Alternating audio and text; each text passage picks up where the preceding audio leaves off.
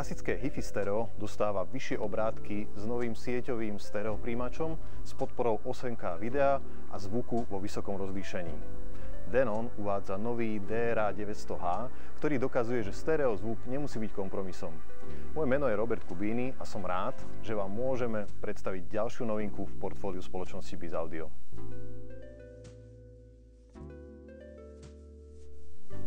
Japonský výrobca v novom audio-video príjimači spája dlhoročné skúsenosti z vývoja HiFi produktov s vrcholným spracovaním videa v 8K Ultra High Definition rozlíšení a multiroom streamingom HEOS. Ak k tomu pridáte schopnosť prehrávať zvukové formáty z analogových aj digitálnych zdrojov, vrátane High Resolution Audia, stáva sa Denon DRA900H jasnou voľbou pre srdce vašej solidnej stereo zostavy. Nový integrovaný stereo systém obsahuje aj FM tuner na analogový a DAB plus tuner na digitálny príjem rádií z éteru.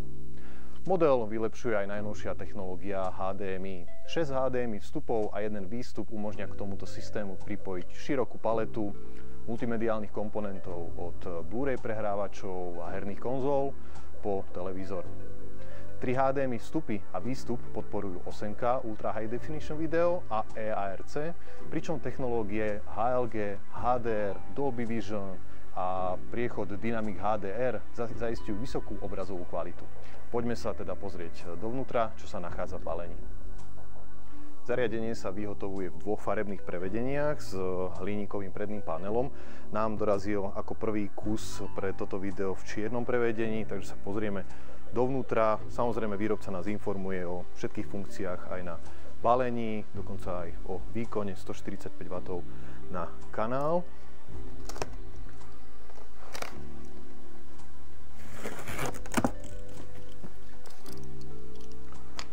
Aplikácia HEOS a Denon, ktorú môžete nájsť v App Store alebo Google Play, určite doporučujeme pre využitie všetkých funkcií, ktoré toto zariadenie ponúka.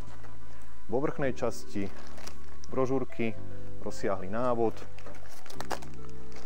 AM/FM anténky pre rádio, diaľkové ovládanie s batériami, znova máme všetky ovládacie funkcie na jednom mieste, aj prepínanie zón, pokiaľ by ste využívali zapojenie ďalších reproduktorov v ďalšej miestnosti napríklad, a batérie. Pod polystyrénmi sa už nachádza samotný receiver.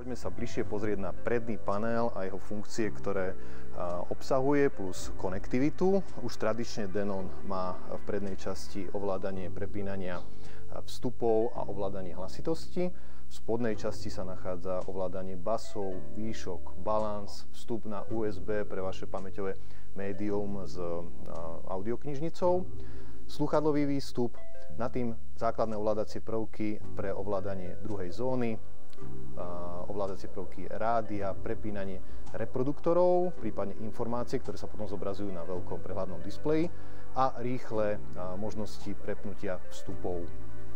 Čo sa týka zadnej časti, keďže ide o sieťový receiver, takže nechýbajú Wi-Fi, Bluetooth anténky.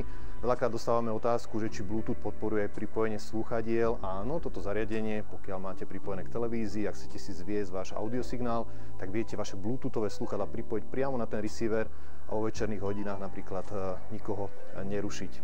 Pod tým sa nachádzajú už tradične RCA vstupy pre fono, gramofón, výstup pre druhú zónu signálový, ďalšie vstupy pre CD prehrávač alebo nejaké analogové ďalšie zariadenie, znova audiočasť s výstupmi pre hlavnú zónu a 2 subwoofery, digitálna časť s koaxiálnymi a optickými vstupmi, pripojenie LAN na pripojenie do internetu, ďalší USB vstup, spomínané HDMI porty, čiže 3 pre 8K, 3 pre 4K a jeden výstup eARC ku televízii.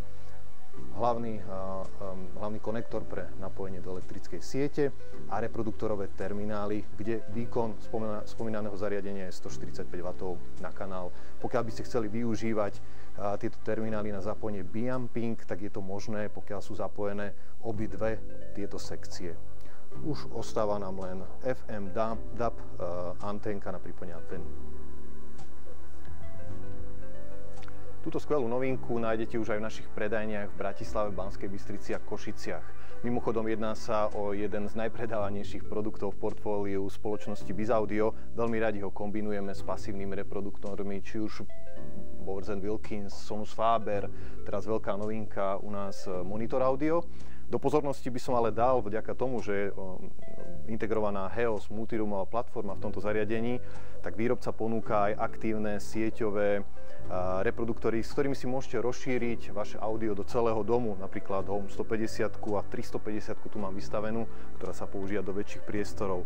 Následne všetko ovládate cez jednu aplikáciu a viete si vaše hudobné zdroje spojiť alebo mať v každej miestnosti zapojené niečo iné. Verím, že sa vám toto video páčilo, teším sa zase na ďalšie rozbalenie ďalších noviniek a vidíme sa pri ďalšom videu.